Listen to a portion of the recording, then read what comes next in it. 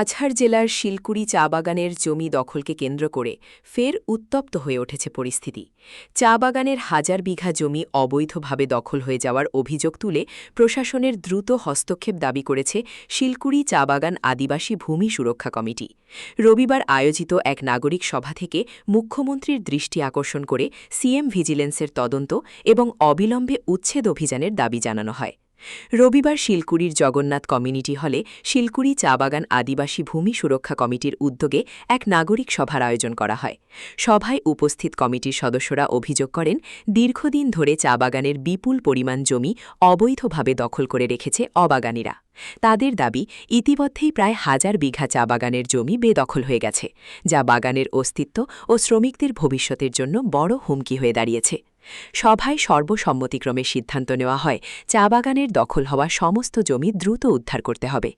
এ লক্ষ্যে রাজ্য সরকারের সরাসরি হস্তক্ষেপ এবং সিএম ভিজিলেন্সের মাধ্যমে নিরপেক্ষ তদন্তের দাবি জানিয়ে মুখ্যমন্ত্রীর দৃষ্টি আকর্ষণ করেন কমিটির সদস্যরা। পাশাপাশি প্রশাসনের পক্ষ থেকে অবিলম্বে উচ্ছেদ অভিযান শুরু করারও জোর দাবি তোলা হয়। কমিটির সদস্যরা জানান, এই বিষয়টি নিয়ে গত 17 জুন সংগঠনের পক্ষ থেকে কাছাড় জেলা প্রশাসনের কাছে একটি স্মারকলিপি জমা দেওয়া হয়েছিল। এরপর 18 জুন প্রশাসনের সংশ্লিষ্ট আধিকারিকরা ঘটনাস্থল পরিদর্শন করে পরিস্থিতি খতিয়ে দেখেন এবং বিভিন্ন তথ্য সংগ্রহ করেন। তাদের দাবি, জেলা প্রশাসনের পক্ষ থেকে যারা বাগান এলাকায় বসবাস করছেন তাদের বৈধ নথিপত্র জমা দেওয়ার নির্দেশ দেওয়া হলেও স্থানীয়দের বক্তব্য অনুযায়ী এখনও পর্যন্ত কেউ প্রশাসনের কাছে প্রয়োজনীয় বৈধ নথি উপস্থাপন করেননি। বর্তমানে প্রশাসনের তদন্ত প্রক্রিয়া চলমান রয়েছে বলেও সভায় জানানো হয়। এছাড়াও বিষয়টি নিয়ে এলাকার জনপ্রতিনিধিদের সঙ্গেও ইতিমধ্যে আলোচনা করা হয়েছে বলে জানান কমিটির সদস্যরা। তাদের আশা, প্রশাসন দ্রুত কার্যকর পদক্ষেপ গ্রহণ করে চা বাগানের জমি দখলমুক্ত করবে এবং প্রকৃত শ্রমিক ও বাসিন্দাদের স্বার্থ রক্ষা করবে। তবে সভায় কয়েকজন বক্তা সতর্ক করে বলেছেন, দীর্ঘদিন ধরে দাবি জানিয়েও যদি সমস্যার সমাধান না হয় তাহলে আন্দোলন আরও জোরদার করা হবে। শিলকুড়ি চা বাগান আদিবাসী ভূমি সুরক্ষা কমিটির দ্বারা নাগরিক সভা করেছি। সেটার স্থান হলো শিলকুড়ি বরমবাবার নিকটস্থ জগন্নাথ কমিউনিটি হলে। আমাদের উদ্দেশ্য হলো, আর আমরা ডিসিশন এটাই নিয়েছি যে আমাদের চা বাগানের জমি যেটা দখল হয়েছে অবাগানী লোকদের হাতে, সেটা আমরা মুক্ত করতে চাই। এবং আমরা আজকের সবাই যে প্রস্তাব নিয়েছি সেটা সিএম ভিজিলেন্স কমিটির দাবি করছি, সেটা যাতে অতি সত্বর সিএম মহোদয় আমাদের এই দাবিটি মানেন এবং উচ্ছেদ প্রক্রিয়া চালু করেন।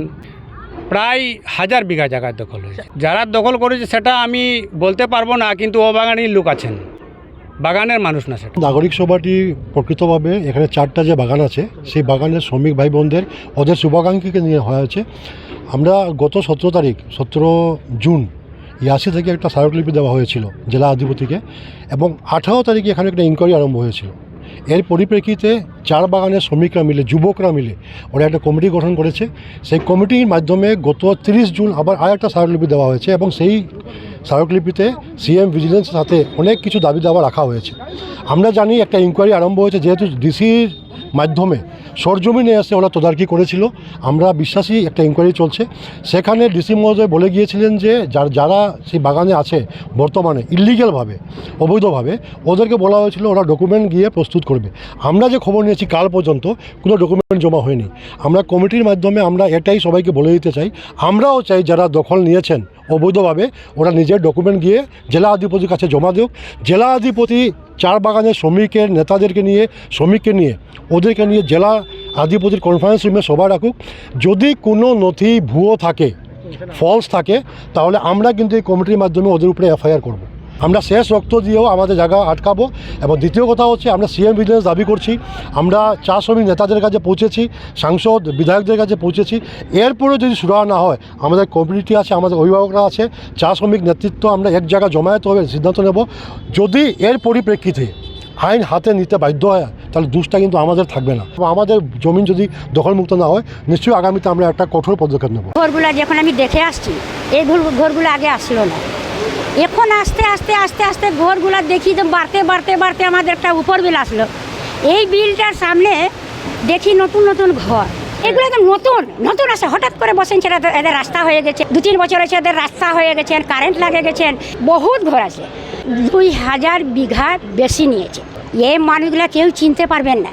এইগুলো আমাদের ক্যাম্পেরও মানুষকে চিনি ছড়া চাতলারও চাতলা ভ্যালি আছে। কিশোরনাথ ভোট বাগান থেকে ভোট হয়, বাগানে কংগ্রেস জিতে, বাগানে বিজেপি জিতে, বাগানে ভোট না হলে কেউ জিততে পারবে না।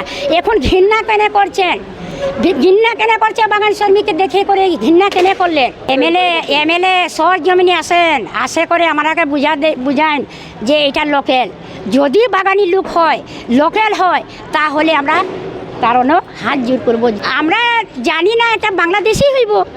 ক্যাম্পের মানুষের চিনি, চাতলার মানুষের চিনি, যেগুলো মানে বহুদিন থেকে তারা বাসিন্দা আছে। 2-3 বছরের ভিতরে তাদের কারেন্ট হয়েছে, ঘর হয়েছে,